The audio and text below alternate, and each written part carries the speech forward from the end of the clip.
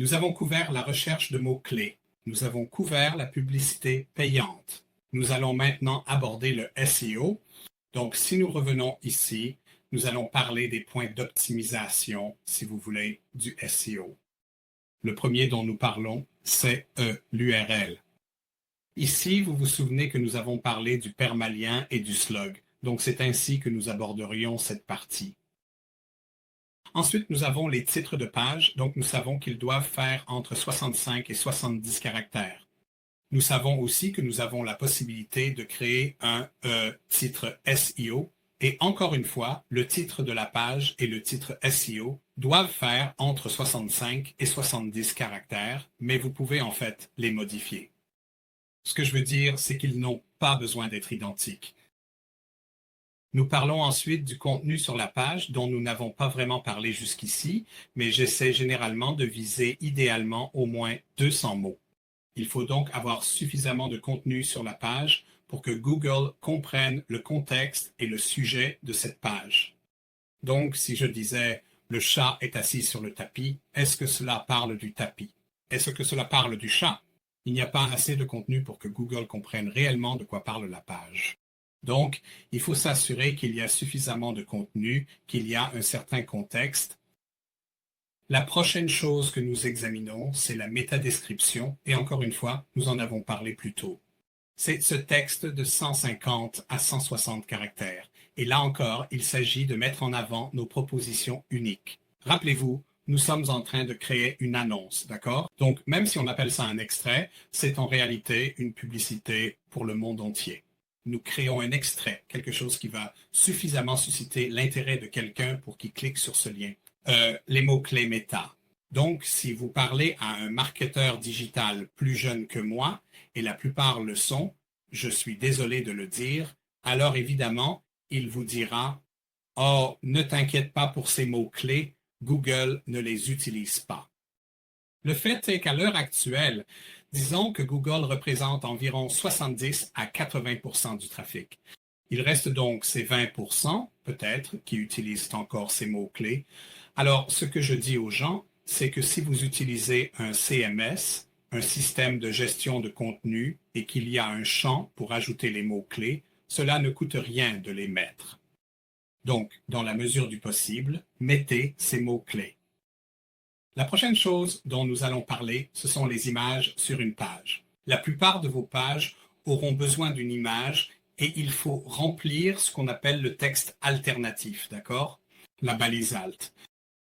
La raison pour laquelle c'est important, c'est que en mars dernier, donc je vais simplement écrire clôture ici et vous remarquerez que à côté de vos extraits, vos annonces au monde, vous commencez à voir qu'il y a une image à côté. Cela concerne principalement les produits et la raison à cela, c'est que beaucoup de gens font désormais des recherches par image. Donc, si par exemple, j'essayais de vous vendre une clôture et que je vous disais « D'accord, quel type de clôture souhaitez-vous » et vous me répondez « Comment décrire le type de clôture? C'est une clôture. » Vous voyez comment est-ce que je décris cela? Donc, ce que les gens font maintenant, bien sûr, c'est qu'ils vont dans la recherche d'images et disent « Voilà la clôture que je veux. Je veux une clôture exactement comme celle-là. » C'est donc l'idée derrière le texte alternatif et cela fait aussi partie intégrante du SEO. Il faut donc nommer toutes vos images en utilisant le texte alternatif. La dernière chose à laquelle je vais penser en matière de SEO, c'est ma stratégie de liens internes et je vais vous en parler dans la prochaine section lorsque je vous parlerai du contenu. Donc, j'espère que vous commencez à comprendre comment la stratégie s'intègre et, vous savez, toutes ces personnes qui ne font que de la publicité sur Facebook ou uniquement de la publicité payante, ce dont vous avez vraiment besoin, c'est de l'intégration des différents canaux, car à ce stade, vous ne savez pas encore ce qui fonctionne pour vous. Mais une fois que vous avez posé les bases, oui, tout le reste de ce que vous faites en ligne dépend de ce travail. Tout votre contenu sur les réseaux sociaux, donc il peut y avoir des questions, vous pouvez les ramener vers votre site web. Vous faites du marketing par email, peu importe ce que vous mettez dans, vous savez, ce qui influence le taux d'ouverture, c'est ce que vous mettez dans l'objet de l'email. Cela va déterminer combien de personnes vont l'ouvrir Il est donc vraiment, vraiment important de bien poser ses bases pour votre site web, puis évidemment de commencer à indexer et à soumettre toutes vos URL. Nous allons donc maintenant passer à la stratégie de contenu et pour cela, je vais utiliser ce site pour animaux que vous reconnaîtrez peut-être. Encore une fois, la stratégie de contenu est une partie très, très importante du plan global. Je vais donc, encore une fois, passer rapidement là-dessus. Mais ce que nous regardons, c'est, nous devrions avoir ici un méga menu, un site affilié d'ailleurs. C'est un site où, si vous cliquez sur le lien, cela vous redirige vers un autre site web. Si quelqu'un achète un produit là-bas, alors évidemment, je touche une commission sur la vente. Donc, il s'agit plutôt d'un site de test et il y a beaucoup d'erreurs et de fautes dessus. C'est littéralement un site de formation. Donc, la chose à noter ici, si vous ne l'avez pas déjà remarqué, c'est que c'est là que certaines personnes mettraient le mot blog.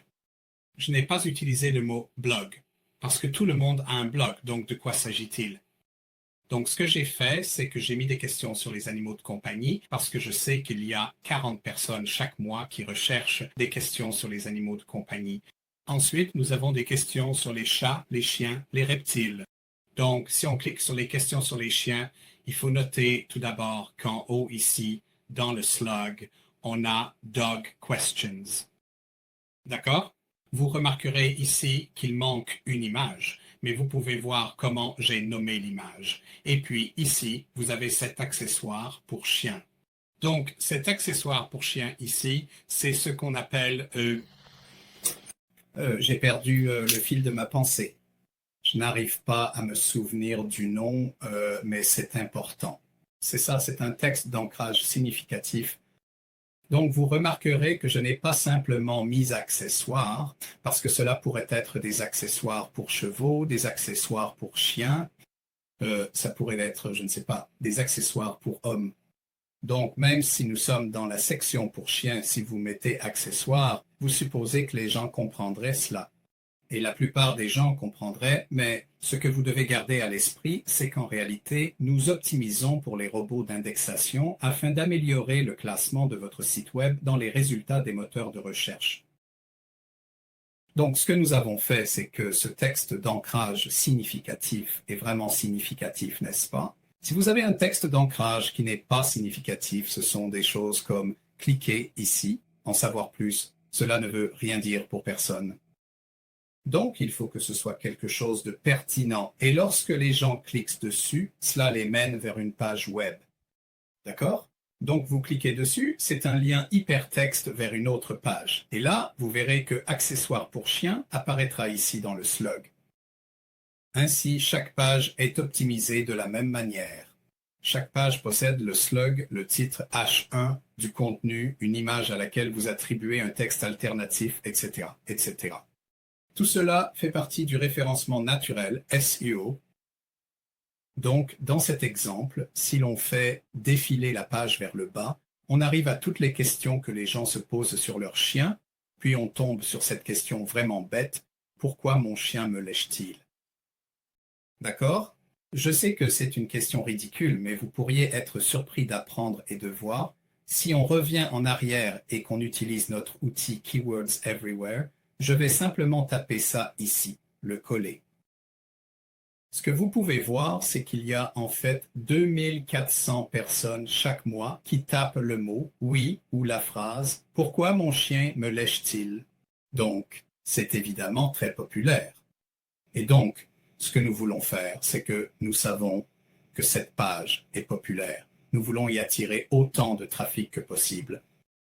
Donc, une façon de faire cela, c'est que si vous retournez sur l'outil Keyword Everywhere, sur la page de résultats du moteur de recherche, et que vous appuyez simplement sur la barre d'espace, ce que cela va faire, c'est qu'il va aussi afficher la question principale qui est « Pourquoi mon chien me lèche-t-il » qui parcourt toutes celles-ci. Et ensuite, il y en a tellement, il y en a encore 3600 à 6 pence. Oui, on a aussi « Quand je la caresse ». Donc, la caresser, c'est 480 recherches, 24 pence. Beaucoup quand on scaline, etc., etc. Donc, ce que nous allons faire, c'est lancer une campagne de publicité payante qui va intégrer tous ces mots-clés dans nos annonces payantes. Cela va générer encore plus de trafic vers cette page qui valait, disons, 2400 visiteurs par mois potentiellement et qui en vaut maintenant 6000. Donc, ce qui va se passer, c'est que lorsque les gens cliqueront sur les annonces, cela ne coûtera vraiment pas cher. On le sait parce que, encore une fois, l'outil nous indique que le prix maximum qu'ils effleurent est de 24 pence. D'accord? Donc, ce qui va se passer, c'est qu'ils vont diriger tout le trafic vers cette page. Ils vont trouver la réponse à la question principale qui est « Pourquoi mon chien me lèche-t-il » Ils vont rester sur la page. D'accord? Et comme ils restent sur la page, Google voit qu'ils y restent. Donc, cela doit être pertinent. Et c'est ce qui va faire remonter votre extrait. La position de vos annonces dans la page de résultats du moteur de recherche va s'améliorer. Vous pouvez donc commencer à voir comment tout cet enchevêtrement et l'intégration des canaux et des stratégies commencent maintenant à fonctionner. Donc, c'est une façon de mettre en place une stratégie de contenu. L'autre façon de faire une stratégie de contenu, laissez-moi juste effacer ça et on va ouvrir ici, c'est vous voyez ici, nous avons juste un petit exemple rapide. Donc, il s'agit d'une entreprise d'éclairage LED. Nous avons essentiellement effectué la recherche de mots-clés sur tous les différents produits et services qu'ils proposent et l'un d'eux concerne les projecteurs. Et si nous cliquons sur projecteur, nous pouvons voir notre première ébauche de texte. Nous avons notre liste positive négative. Nous avons les données positives avec toutes nos données réelles que nous allons utiliser. Vous pouvez voir deux autres dossiers là. Je les ai créés parce qu'il s'agit de questions que les gens posent et je veux ensuite identifier quelles sont les questions les plus populaires afin de pouvoir commencer par celles-ci dans mon plan de médias sociaux. Donc, il faut faire la même chose avec votre contenu que ce que vous avez fait avec votre recherche de mots-clés. Ainsi, chacun de vos mots-clés, votre contenu, chacun de vos produits et services a besoin de sa propre stratégie de contenu. Donc, chacun d'entre eux, c'est le contenu et vous verrez celui-ci tout en bas qui est ampoule halogène projecteur. Donc, si on l'ouvre et qu'on l'agrandit un peu, le nom du tableur ici est ampoule halogène projecteur. Donc, on sait que si on veut cibler ce mot-clé, il faut aussi cibler ces mots-clés. Comment le sait-on? Parce que ce que nous avons fait, c'est que nous sommes allés sur la page de résultats du moteur de recherche. En gros, nous avons parcouru tout cela, toutes les URL. Nous avons trouvé les mots-clés qui les relient tous. Et encore une fois, vous savez déjà tout ça, donc je passe un peu rapidement dessus. Nous avons toutes nos questions et nous savons que tout ce contenu ici, donc si on supprimait ceci par exemple, on va répondre aux questions. Ceux-ci ici sont tous nos mots-clés. Avec nos mots-clés placés ici devant, cela va essentiellement constituer notre stratégie de maillage interne. Il y a 2 ans, il nous fallait 4 jours pour établir un plan de contenu. Il y a 1 an, quand ChatGPT est sorti, nous avons commencé à utiliser ce GPT que vous utilisez peut-être encore aujourd'hui, qui consiste essentiellement à écris-moi un article de blog, utilise ceci dans le titre, utilise ces mots-clés, fais ceci, fais cela, mentionne la marque, envoie-les vers une URL. Ensuite, tu en as un pour tes tweets, tu en as un pour tes audiences, ton LinkedIn. Mais bien sûr, même à ce stade-là, ChatGPT ne pouvait pas vraiment accéder à Internet lui-même. Donc, il y a 2 ans, il y a 1 an, on utilisait ça. Ça a probablement réduit le temps de moitié. Donc, on est passé de 4 jours à 2 jours. Et maintenant, bien sûr, nous utilisons notre prompt ChatGPT pour faire ça.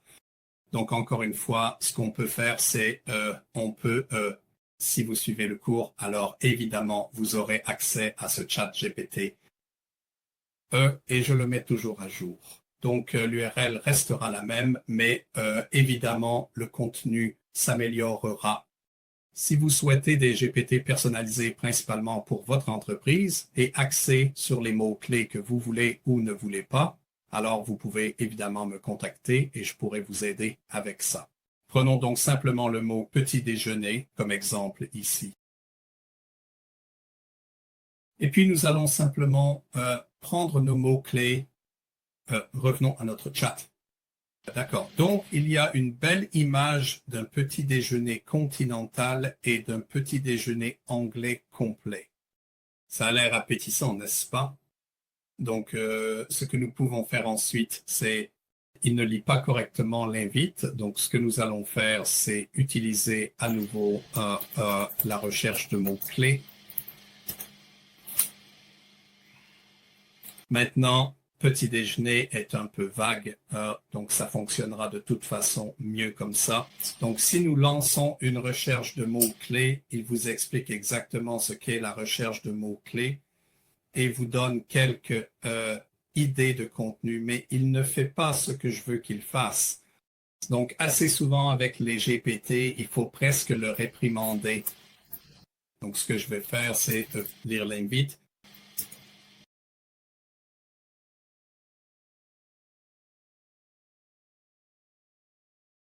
Et donc, si vous avez suivi le cours, vous connaîtrez le résultat de cela.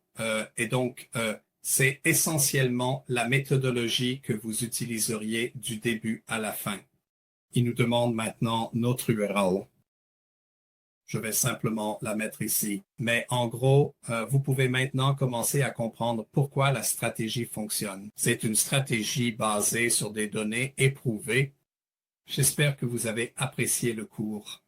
Si vous souhaitez que je vous fournisse évidemment en anglais une analyse de votre site web, sachez que nous proposons un service clé en main et nous offrons également une session gratuite où nous appliquerons directement notre méthodologie à votre site. C'est donc à des fins de formation ce genre de choses. Et à la fin de cela, vous pourrez alors décider, est-ce que je veux suivre le cours ou est-ce que je veux que ces personnes le fassent pour moi? Et ensuite, vous pouvez évidemment choisir l'option qui vous convient le mieux. Donc, j'espère que vous avez apprécié le cours. Si vous avez des questions concernant le cours, n'hésitez surtout pas à me contacter. Rejoignez-moi sur LinkedIn. Vous verrez que je suis assez facile à trouver. Il suffit de taper James Pybus et je suis évidemment à Aylesbury au Royaume-Uni. Merci.